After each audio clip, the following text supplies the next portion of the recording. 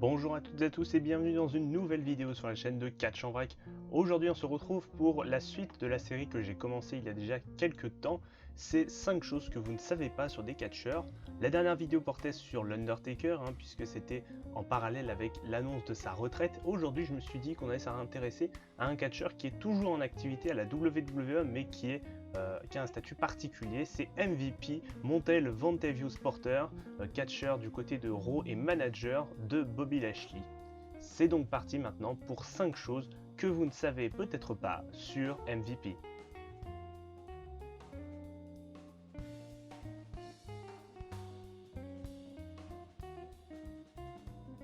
La première chose que vous ne savez peut-être pas sur MVP, c'est la manière dans laquelle il s'est lancé dans le monde du catch. C'est alors ses 18 ans en 1990 qu'il commet un vol à main armée et ce qui l'emmène directement en prison. Il y restera durant 9 années et il rencontrera un individu, un des gardiens de la prison qui pratiquait le catch et c'est grâce à lui qu'il aura envie de s'entraîner pour devenir catcheur à sa sortie de prison en 1999. La deuxième chose que vous ne savez peut-être pas sur MVP, c'est qu'il a été champion intercontinental du côté du pays du soleil levant, la New Japan Pro Wrestling, donc au Japon. C'était en 2011, un tournoi a été organisé par la fédération pour couronner le tout premier champion intercontinental de la NJPW. Et Montel Vontavious Porter, MVP, a remporté ce tournoi et ce titre est donc devenu le premier champion intercontinental de la New Japan, un titre qui est désormais rempli d'histoire avec de très grands champions depuis, comme par exemple Kenny Omega et j'en passe bien sûr. Donc MVP a écrit l'histoire du côté du catch japonais à la NJPW. La troisième chose que vous ne savez peut-être pas sur MVP, c'est à propos de sa musique. Vous savez, sa musique désormais à la WWE, donc celle qu'il a actuellement aujourd'hui, qui est une de ses musiques les plus connues. C'est avec celle-ci que les gens l'identifient le plus.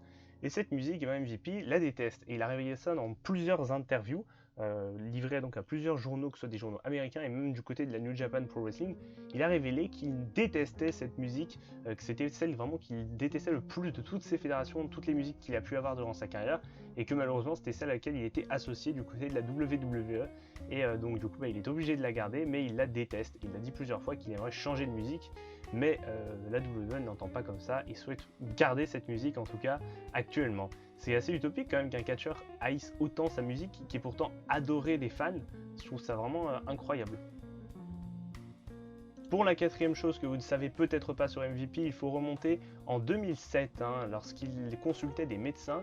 Il a été diagnostiqué d'un syndrome terrible, le syndrome de Wolff-Parkinson-White, c'est le nom exact de ce syndrome, qui est en fait une maladie cardiaque qui consiste en gros, pour schématiser, sauf si vous êtes en médecine, vous savez ce que c'est, mais pour ceux qui sont du commun des mortels, c'est en gros une accélération, une tachycardie, on appelle ça, une accélération du rythme cardiaque qui peut finalement détruire le cœur et provoquer un arrêt cardiaque et la mort accessoirement. Donc voilà, donc MVP vit avec cette maladie, ce syndrome depuis déjà 13 ans et continue à catcher. C'est ça qui est vachement incroyable, c'est que c'est quand même une maladie qui touche le cœur, un syndrome qui touche le cœur, et il continue tout de même à nous divertir et à combattre, parfois même au risque de sa vie. Alors évidemment, si je vous dis ça, c'est que c'est un syndrome qu'il a, mais pour lui c'est pour l'instant contrôlé vu qu'il continue à catcher. Si c'était extrêmement grave et que sa vie était en danger, la WWE ne le laisserait pas combattre, ça c'est sûr. Mais c'était quand même une info intéressante parce que c'est ce genre de syndrome, malheureusement ça peut arriver, il peut y avoir un drame malheureusement à tout moment. Donc c'est une chose que vous ne saviez peut-être pas et que moi non plus je ne savais pas sur MVP lors de mes recherches.